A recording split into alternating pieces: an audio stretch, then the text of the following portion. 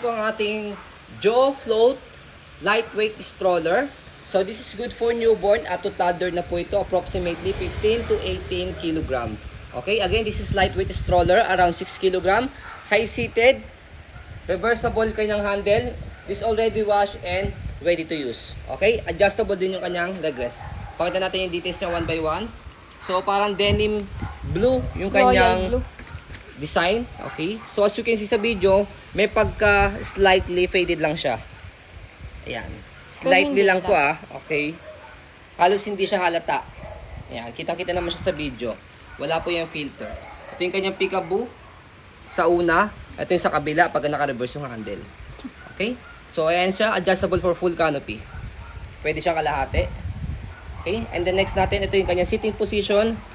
Ayan, so pwede nyo po ibaba yung kanyang leg rest, dahil adjustable yan pag nakaupo. Ayan, 5-point harness, safe na safe si baby, wala po yung putol.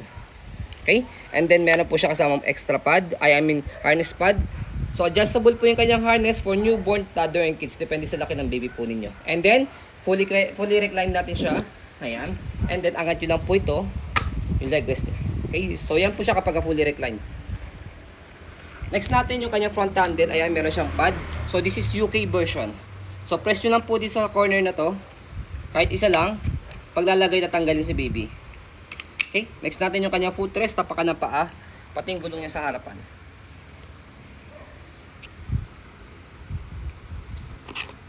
lockable.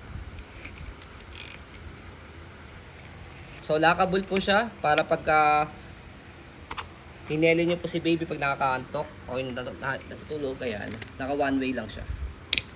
Next natin, kabilang side ng body frame.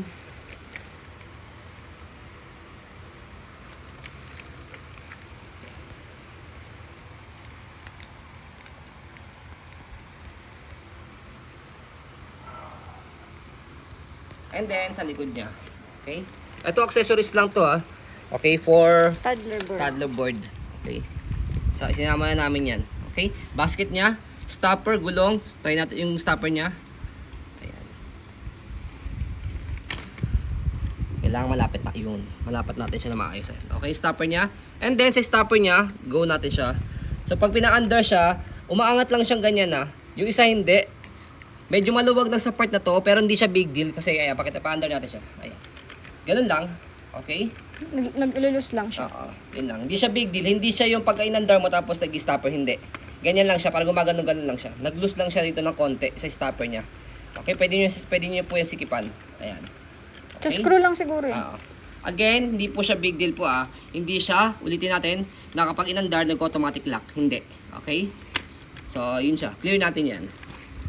Next natin, kabilang side ng body frame. So, mamaya mapakita natin yan habang umaandar.